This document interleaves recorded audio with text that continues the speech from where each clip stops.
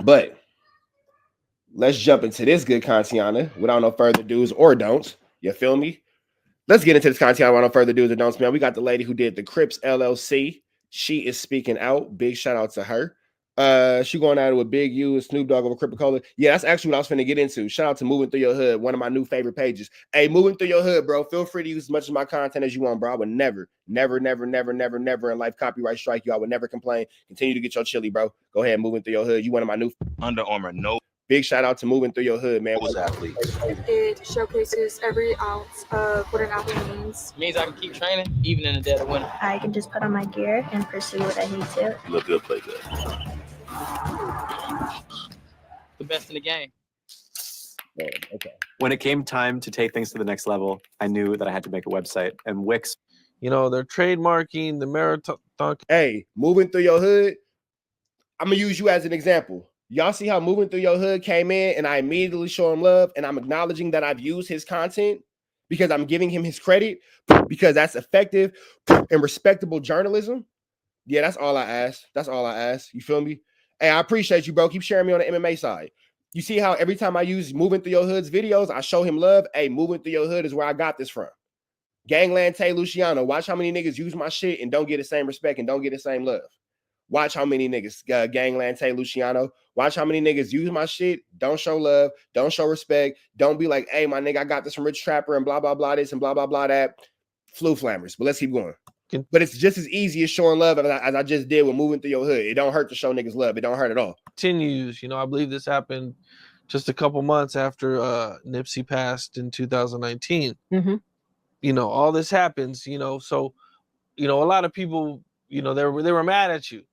I don't think they understood or knew what was going on.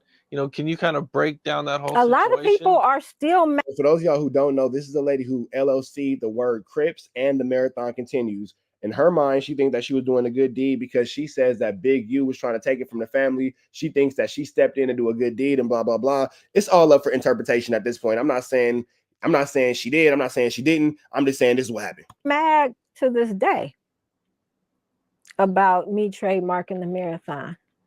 And this is actually the first time I've ever spoken about it publicly. But it doesn't make sense why you would trademark the marathon after Nipsey Hussle passed and then not say nothing with Back Sam. And I did. I applied for the trademark.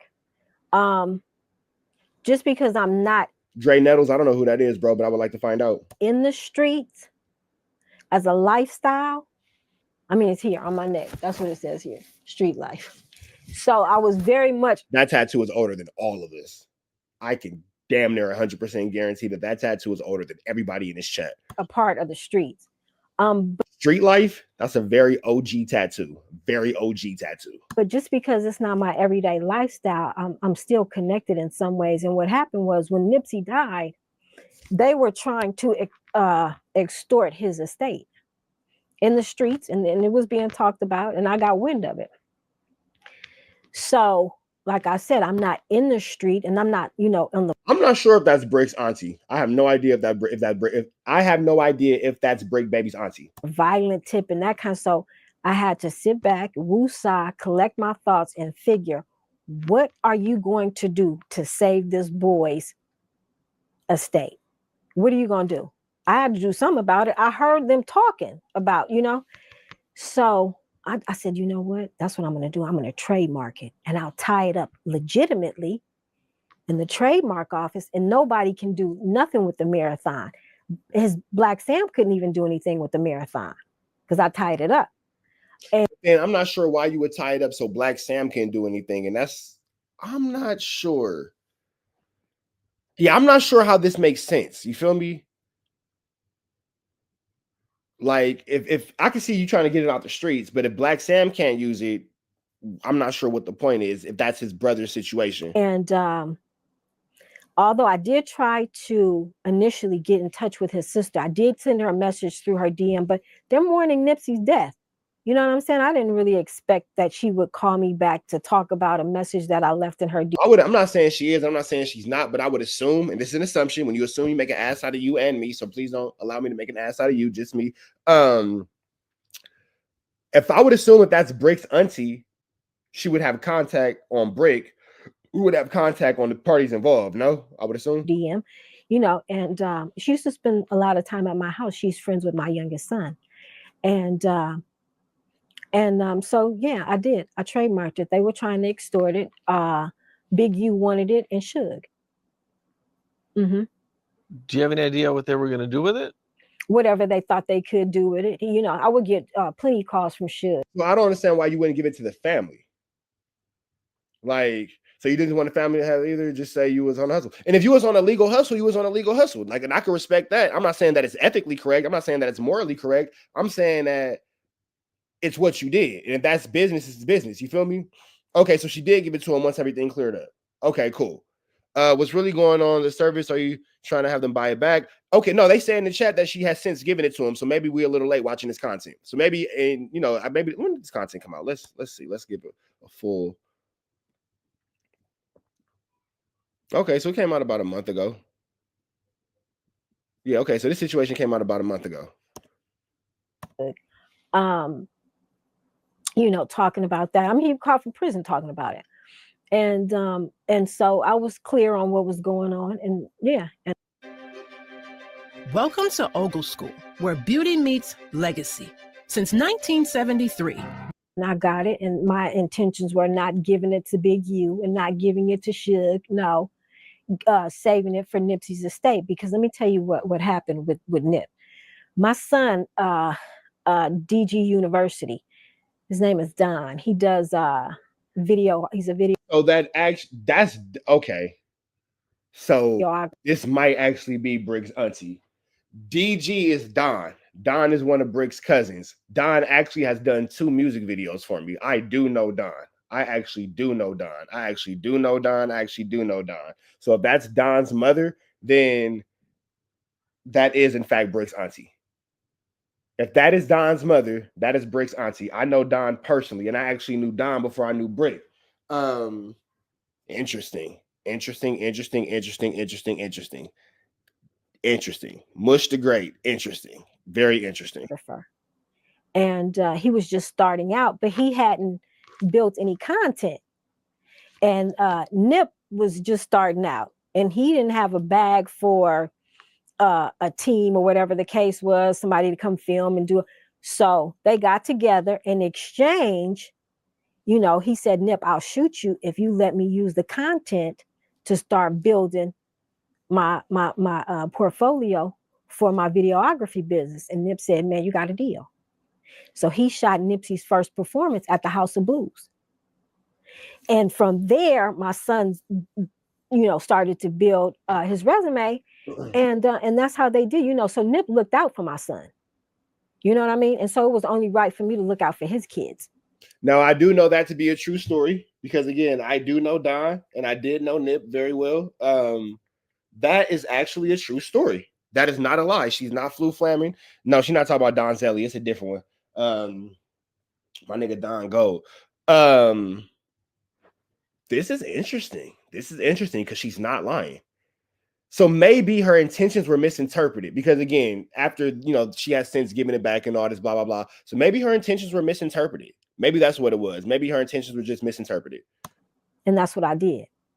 And so, yeah, that's why I trademarked it. And as a matter of fact, Black Sam and I will eventually get together and sit down. And we just saw each other a couple weeks ago and, had a talk and laughed a little bit and about it and stuff like that. But yeah, I sure did. I trademarked it to keep it for his estate, for his children. And when you hear them talking about what they... See, I don't think that, and I call me biased, because now I know the characters involved and she's saying things and all that kind of stuff. And I was witness to a lot of the things that she said. I saw a lot of things that she said. So maybe her intentions are being misinterpreted. Got now and who split what with what out of the estate is because I looked out and it was only right. I didn't get any money for it. I didn't ask for any money. The thing was we did a vetting process to make sure that it went from us directly to his estate. And that's what happened. And they have it. Okay, but they sued you at one point though, and you guys worked it out, or how did all that come together? Well, that was the only way that they could obviously get in touch with us was through an attorney. So they did. So that's the part that's kind of tricky, because you said that you reached out to his sister via DM, but then they had to reach out to you via attorney. So that's where things kind of can get tricky at. That's where things can get misconstrued, and that's where things can get a little wobbly, squabbly, wobbly, and all that kind of stuff. Because if they have to reach out to you via attorney, but you reach out to them via Instagram, it's like one can assume a lot of that. Hired an attorney, I remember initially, and he just didn't seem like he was above board to me. He seemed like he might have been behind the scenes, on some. Somebody in the chat is saying Black Sam had a trademark twice. Application filing date is 7/17/19. So I don't know. Politics. And so I said they could have reached you how you reached them. You know what? It's a tricky situation. Now, what I will say is, what I can vouch is Don is a good dude. I could vouch for Don being a good dude, and I could vouch for Don trading work for working services for content for Nip. I could vouch for that as well. Anything past that, we learning together, y'all. And if this is Don's mom, in fact, that is Brick Baby's aunt. Yes. He asked for it, and I said, no, we're not giving it to you. And we didn't. Then they got another firm, because I don't even know if that really was coming from his estate or from Black Sam or whoever it was coming from. But then when I got to the point and saw that this is really, his estate, it's Black Sam and it's the family, and then we went ahead and did it. So that's what happened. They got in touch with us through that way. But yeah, there was no lawsuit. And no, and even when it first happened, somebody from our organization released a statement saying that we'll never take them to court. We will not fight them in court. Well, we couldn't.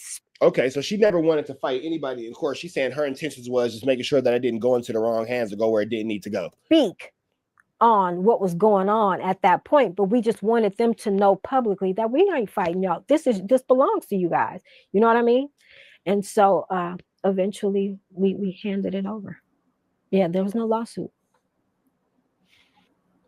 Now this happens, and but people are still thinking people still think a lot of bad stuff about you. I'm glad you're here to clear it up, because a lot of people were really really mad about this. I remember when this happened. Yeah, well, that's to be expected, because I'm not a person who, this is the first interview I've ever done.